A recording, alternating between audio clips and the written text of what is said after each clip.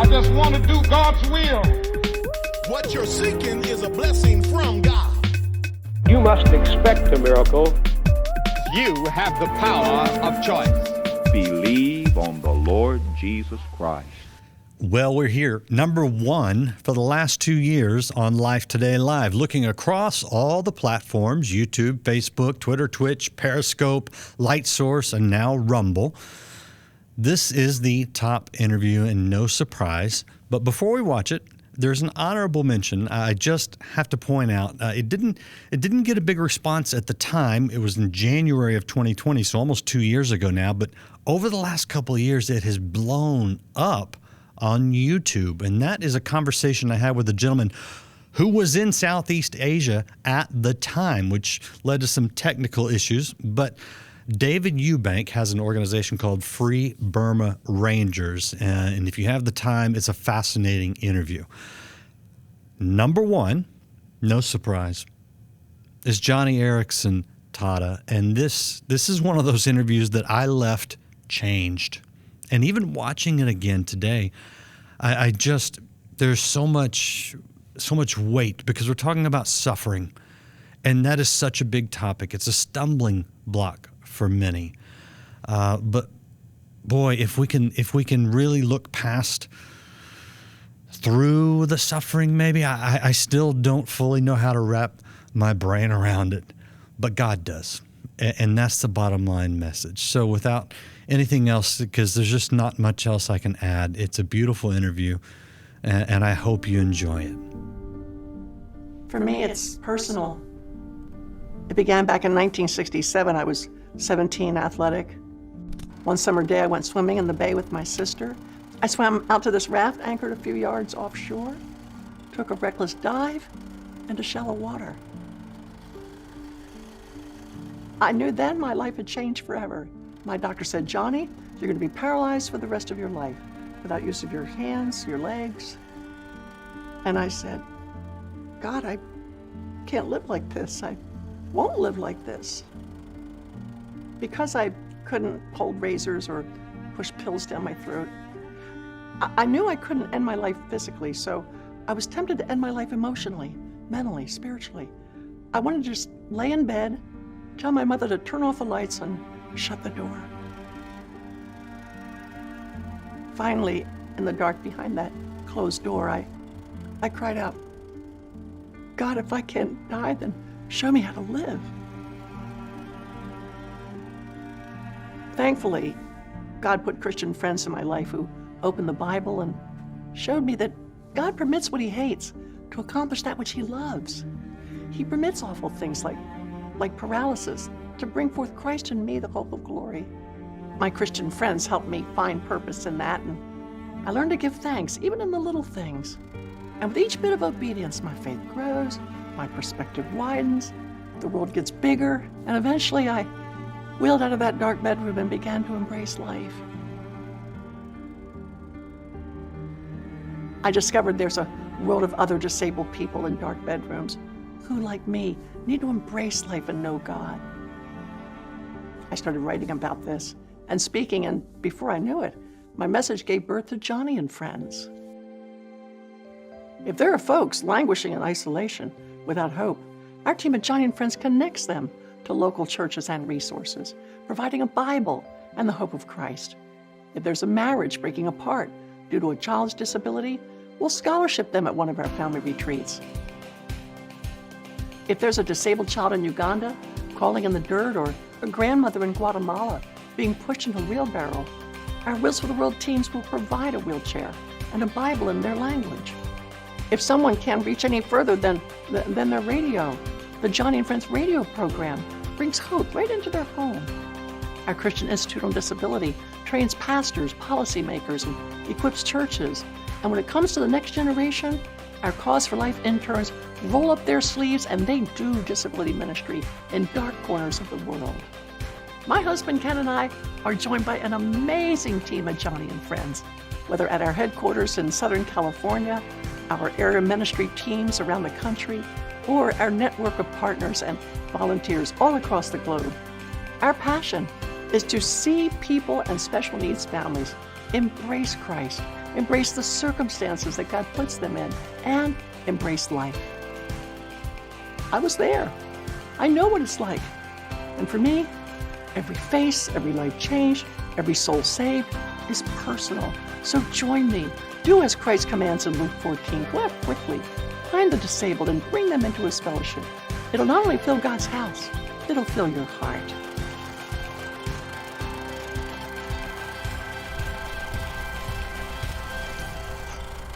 Would you welcome to Life Today Live, Joni, Eareckson, Tada. Joni, great to see you. To be with you, Randy. Thanks for having me on, and just wish I could see all your viewers. Given the way we use the internet these days, that might not be a good idea, but I hear what you're saying. Okay, you are, I take this the right way, but you are legendary in Christian circles. Yikes. But the reason for that is, I think, wonderful. I mentioned to my wife that you're coming on, and she said, "Oh my goodness, I wrote book reports in school." When she was 8 years old, right? We are young, yes. I won't shy away from that. No, but you have touched the lives of so many people, and yet, when you suffer an accident like you suffered, it's easy to think my life's over. When you look back on all the years and all the people you've reached and the places you've gone and the radio show that's been going for so long and the books you've written, I mean, your book list is longer than most writers. What are your thoughts when you look back on your own life? Well, Randy, just listening to you recount that list, it humbles me greatly and makes my eyes wet, and I cannot believe that I'm even privileged enough to sit here and talk with you today, that I'm healthy after 53 years of quadriplegia, hands that still don't work and feet that don't walk, and I'm outliving the statistics. I'm healthy, and I'm just so grateful to God. That's my response, Randy. I cannot believe how God has used suffering, and when I say suffering, quadriplegia, but I've had a couple of battles with stage 3 cancer, and I'm still battling it, actually, and I deal daily with chronic pain, and so it's a never-ending. I wake up in the morning, God, I can't do this. I am so tired of the pain, of the quadriplegia, of somebody else doing my bed, bath, toileting routines, and yet these are the very things that push me to be grateful to God. And I guess maybe it's because these are the very things that drive me into his arms every morning. I'm the most neediest person you'll ever meet, because I wake up and I say, Jesus, I cannot do this, but you can, because you say, that I can do all things through you who strengthens me. So I'm going to take you up on that. I'm going to believe you. And so show up big time, because I don't know how to handle this day, but you do. And maybe that's the source of the gratitude, Randy, or the joy or the contentment. I don't know what the word is for it, but I'm just so thankful that I need God so badly. I think you're just the most honest of us, because we all do. We just don't realize it. I think some people's brokenness is more evident than others. Yeah. Don't you agree? But we're all broken in one degree or another. Yeah. I know you don't know this, but my younger sister passed away at 40 after a 7-year struggle with cancer. And one of the things that has been said is that she didn't deserve the cancer. And I struggle with even that statement, because it comes with a whole view that I just have a hard time with. But she was a wonderful Christian woman, mother, and so by our standards, of course she didn't deserve it. And really, you could say nobody deserves that kind of suffering. But I think that's a natural human response. Is something bad happens and you try to decide whether they deserved it or not, which is so ungodlike that it's almost disturbing. But I'm guessing this is something that you have struggled with the idea of whether we deserve suffering. Well, Randy, the Bible as well as anybody, and it says that what is your life? You're but a breath, you're but a smoke, you're but a little bit of fading vapor, here today and gone tomorrow. The fact that your sister lived as long as she did was a gift of God, wasn't it? Mm. The fact that I'm still living in a wheelchair is a gift of God. Every day is a gift, no matter how long that life is lived. So what do any of us deserve? If we were to be really biblical, which I hope we are, we'd say we deserve hell, each and every one of us. That's why Jesus came, not to condemn us, but to rescue us. Mm.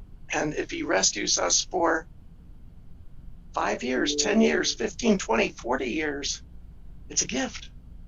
And I think that's why I'm so emotional when I talk about the days and how difficult they are, yet how precious they are, because I don't deserve it. I'm a big proponent of believing that God permits things he hates, like suffering, like hardship, like cancer, death. He permits horrible things to happen to accomplish something that he loves. And I don't know what Jesus loved about your sister having to die when she did, but that whole scenario is now being played out in eternity that we're not privy to. We don't see it, but God sees it. Your sister sees it. And one day I will see it, why it is that I've lived so long with chronic pain and cancer and quadriplegia, why sometimes death to me seems more, I don't know, more inviting than having to live another day in a wheelchair. You know what I mean? I do, yeah. One day it'll all be made plain. In the meantime, God permits things he hates to accomplish things that he loves. Do you think that God causes them? Is he the source of the suffering? Well, if we say that God is sovereign, sure, you keep peeling back the layers, and yeah, I mean, look at the book of Job. It was the Sabaeans and the Chaldeans, right, that wreaked havoc. It was the windstorm that flattened that house that killed his children. It was thieves that stole all his camels. It was Satan who caused the boils. I mean, you could say, okay, it was the Sabaeans, the Chaldeans, it was thieves, it was hurricanes, it was windstorms, it was Satan. But behind all of that, when you keep peeling back the layers, God is behind it all. Yet he allows all sorts of things he does not approve of. I mean, think of the cross of Christ, Randy. I mean, how could God approve of that? It involved murder, torture, treason, injustice. How can any of that be God's will? It's abhorrent to think that you would connect all that dirty stuff with God, but yet he permitted something that he hated, the death of his own precious son, in order to accomplish something that he really, really loved. And of course, that is salvation for a world of sinners like you and me and our viewers. And that's a mystery. I don't get it. And you know what? I think you're right about that 100%, because you could say, well, if God's a good God and an all-powerful God, an all-knowing God, he could have done it without the suffering, certainly. But he didn't. Well, yeah, that's what Jesus thought in the Garden of Gethsemane, right? Jesus says, God, is there any other way? Do I have to go through this? Remember when he asked that the cup might be passed from his lips? So even Jesus, even the Son of God, is thinking, okay, is there an easier way to do this, God? I guess not. So I'm in. Yeah. And he went to the cross, and we're enjoying life because of it. I forget who it was, but someone said that they have grown to become comfortable with the mysteries of God. And I know for personalities like mine, that can be a challenge, because I want to understand, I want to know, and like it or not, there is a human limitation to our knowing. I'm assuming that you have come to some place of peace in the mystery and in the not knowing everything. Yeah. Well, yeah, I stopped asking why a long time ago. I don't think when we ask why, we're really looking for an answer. We probably couldn't handle the answers even if God gave them to us. It would be like pouring million-gallon truths into our 1-ounce pea brains. And when people ask why, I don't think they're really asking for answers as much as they're here's what it's like. It's like a little boy on a bike races down a hill, and he skids on the gravel at the bottom of the hill. The bike goes clattering to the asphalt. He falls, he scrapes his knee, it's bleeding. His daddy comes running up and he's screaming, "Daddy, why?" And the child doesn't really want an answer. I mean, it would be awfully cruel if his father stood over him and said, "Now, child, here's your answer. Watch your speed going down the hill. Watch the trajectory of your turn when you make that angle. Be observant of gravel." Those would have been good answers to the question why. But that's not what the little boy wants. The little boy, when he cries out, wants daddy just to pick him up and press him against his breast and pat him on the back and say, there, sweetheart, daddy's here. It's okay, daddy's here. And honestly, can I have a Kleenex, Catherine? Honestly, that's what I think we want when we cry out, when we even ask why. We want God to be daddy. Oh, wait, while I'm talking here. Okay. You're making me cry here, Randy. I'm sorry. That's all my fault. No, we want God to be daddy. We want God to be warm and personal, pick us up, pat us on the back, and say, there, sweetheart, it's okay. Everything's going to be okay. I really do think that's what we want. That's our answer. How much of that have you experienced in your life? Oh, all the time. I guess like I said, I wake up in the morning in pain, and it's like, why do I have to go through this another day? But then that is the very time when I sense God reaching down as though he were daddy and picking me up and patting me on the back and saying, there, sweetheart, it's okay. I'm here. I'm going to walk you through this. Isn't it great that they call Jesus Emmanuel, God with us? He's with us in our suffering. He doesn't just give us advice about how to handle it. He is handling it. He is infusing us with his very life and ability to be content or accept or embrace the good things that can be found in suffering. I don't know.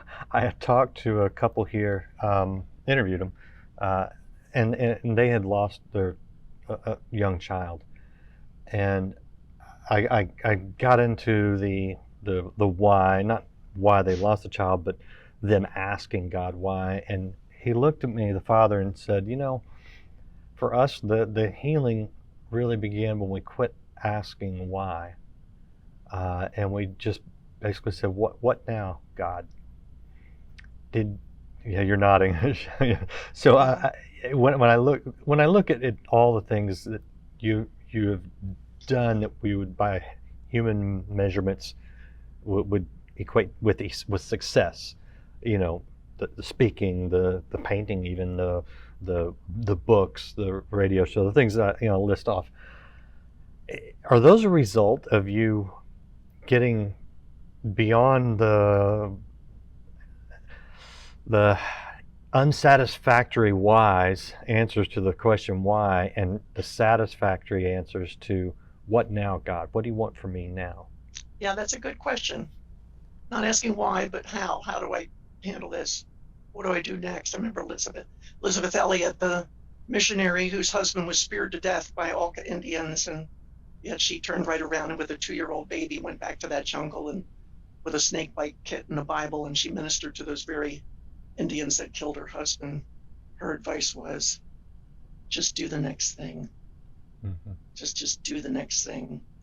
And I think that's what drives me to do what I do. I've been so blessed, Randy, and not that I know answers. I know just bits and pieces and snippets and slivers of things that kind of make sense, sort of. And I just want to pass it on to others who I think it might be able to bless or encourage or help. Mm-hmm. You ran a video earlier, a few minutes ago, and it shows, us delivering wheelchairs to people with disabilities around the world and providing retreats for special needs families who are weary and exhausted. And that's where I find a lot of healing. And I would venture our viewers might say the same.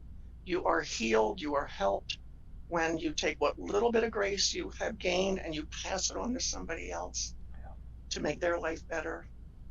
When people get depressed, I always say, you know what? Get up tomorrow morning, take a shower, get dressed, walk out the front door, and find somebody else who's hurting worse than you are, and do what you can to make their life better. Because it is in giving like that that we receive help and hope and healing. I really believe it. One of our viewers, one of my regular live viewers, Judy up in Canada, she says that she thinks of it, and by the way, she suffers from chronic pain as well, but she says she thinks of it as living, growing, and waiting through an unseen blessing. And she wants to know if that's okay, that perspective of pushing through the pain and seeking God and waiting on that, the idea of an unseen blessing. It is an unseen blessing. It's a severe mercy, but it's a mercy. It's a bruising of a blessing, but it's still a blessing. Pain is an unwelcomed guest, unwelcomed, but it's still a guest. It's a dark friend, but it's still a friend. You know, okay, Randy, here's the verse that I hang on to, and this will describe it for our friend up in Canada. When people ask me, what's your go-to Bible verse? And I always give them John chapter 6. I think it's verse 53 or 54. Our viewers will have to flip open and read it for themselves. But to paraphrase it, Jesus says, if you eat of my flesh and drink of my blood, you abide in me and I abide in you. Those are visceral, awful, graphic words. But honestly, that's how I live. Jesus is my flesh and blood. He is that close. I need him that much. I ingest his grace. I suck it in, draw it in. It's the best Jesus gave the best illustration in John chapter 6 of how much we need him when we suffer. And I venture to say our friend up in Canada, it's like we eat his flesh, drink his blood. Yet he refers to it as abiding in him. That's what it means to abide, to need him that badly. But the blessings of it and the joy and contentment. There's some nights I lay in bed, Randy, and I'm in such pain, but yet I'm so darn happy. It's like, Jesus, thank you. You really are enough. And I can't explain that other than to encourage somebody else by faith to grab hold of those same anchors in Scripture and experience it for themselves. Yeah, you know, you referenced the biblical idea that life is a vapor. You know, it's short. Francis Chan has a beautiful illustration where he has a rope that has a little red tape on it, and the rope goes off the stage. You can't even see where it goes, and he says this rope is eternity. You can't even see how. You don't even know where it ends. You know, there is no end, and life is this little band of red tape, and we little tiny piece of tape. right. But that's what we're focused on. How much do you think about eternity? A lot. But not as pie in the sky, not as a psychological crutch, not as escape from reality. It's not like I'm sitting on my hands and thinking, oh, Jesus, get me out of this earth. I can't stand it anymore. Quick, take me home. No, I think of eternity because I'm an investor, and I know that every obedience down here on earth, every little drastic obedience, every little trust that I place in my Savior, every tiny little step of believing him and passing on that encouragement to others, maybe small encouraging words, every small thing, everything I do down here on earth has a direct bearing on my capacity in heaven for joy and worship and service. And I don't want to jeopardize my eternal estate. I don't want to minimize it or diminish it by complaining or doubting or getting, off focus into the things of this world that seem so attractive and yet they're so banal. And if you really admit it, boring. No, I want the hardships of my life to stretch my soul's capacity for a happier heaven The Bible speaks about there will be those in the kingdom of God who are lesser in the kingdom and greater in the kingdom. There'll be people in heaven who will, be lesser, and those will be greater. I don't understand those degrees, but I do know I don't want to miss out. I mean, I want to be as obedient and as trusting as I can down here on earth, and as uncomplaining as I can possibly be, so that I will enjoy heaven all the more richly and more wonderfully and joyfully. And so that's how I think about heaven. Well, And plus, of course, I'm going to be with Jesus, get my new body, be able to walk and run and dance. But most of all, I'll have a heart free of sin and self-centeredness, and so many good things to look forward to on his coronation day as King of Kings. please invite me to your mansion. Seriously, because we will go horseback riding. We will play a that'll game work. of tennis. We will do things. I love it that heaven has not only a new part of it, but a new earth, a renovated earth. We're going to do earthly things, and then I can't wait to experience what all that might mean. Well, I'd love to take you snow skiing. So I'll do it. That's you a know, date. and what's crazy is that may be what we're doing. We don't know. It's such again that mystery, but man, that's all good mystery if you ask me. Let me ask you this: 2020 has been an interesting year. Do you look at the rest of the world in the middle of COVID and the way people react to it, and the fear? And I get it; it's real. It's been in my house. We've dealt with it. So I don't want to minimize that. But do you look out and go, man, what a bunch of wimps? Well, I don't know. We all deal with hardships in different degrees, and on the serious side, they say that suicide rates are up. Yeah. People are dealing with anxiety, fear, a lot of depression. But I do know, Randy, that COVID it has taught us who we really are. We say we trust God, and COVID says, okay, now prove it. And so I think that COVID is good in that regard, because it is revealing the stuff of which we are made, and sometimes it's not very pretty. Yeah. Yet these are the very things we can then bring to God and say, help me, Jesus. Help me get beyond this. And you're right. It's a huge opportunity for the church to step up and be that light in the darkness, because I think that the longer term effects that we should be concerned about are not necessarily, as a group. I know individually people with lung issues would disagree, but as a human population, it is the anxiety and the fear and those things we don't know. When we know they're doing damage already, but we don't know the long-term damage of that. And that's where the church has to step in. And frankly, I think it gives you a platform to say, I know a little thing about suffering. Let me tell you a little bit about God. Are you taking? I know you're taking full advantage of those opportunities, doing it right here today. Yeah, that too. Plus, we are devising ways to. The World Health Organization is telling us that starvation is on the rise in developing nations. People with disabilities that we serve are losing everything. They're losing their access, what little they have, to medical care, food shortages. So we are bending over backward to do what we can through what we call, quote, Joni's houses, whatever. It's a funny name for it, but that's what my team says we should name them. It's a great anyway, name. All this to say that providing that food, that equipment, teaching micro enterprise opportunities for people with disabilities.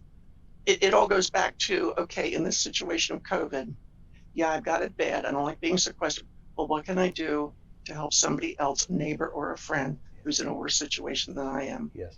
That's when we are the church. That's when the church shines.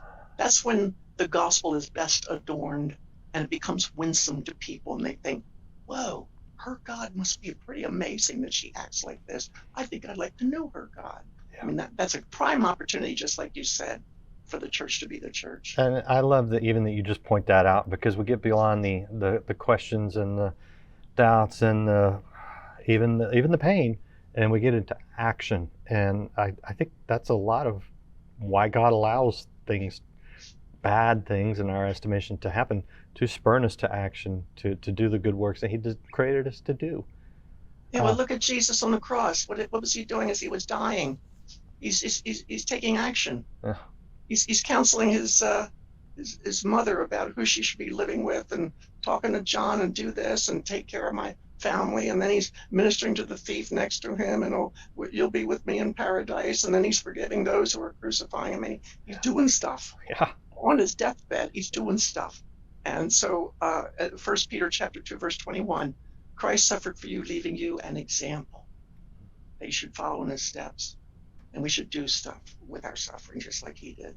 Yeah, great word. I'm going to show people the website. This is Joni and Friends. And you can see the ministries of the things that she's doing, like she's talking about, and you can join her. I would encourage you. This is huge at Life Outreach, and this is huge with Joni. And wherever God points you, get involved, because it's all part of his kingdom. And Joni, I want to give you the last word here, whatever you want to leave people with.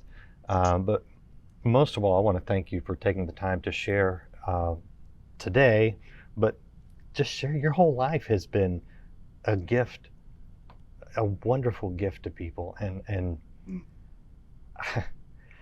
I know you hear that, and I trust that you see that, but I think neither one of us really know the extent to which God has allowed you, through your suffering, but also through your submission, the way that you have trusted him, that has enabled you to do things that the ramifications will just go throughout generations and generations and around the world. It's unbelievable.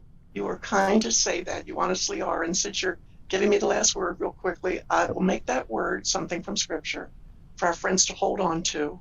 If you're struggling today, hold on to this verse from 2 Corinthians chapter 4, starting with verse 16, where it says, "Therefore do not lose heart.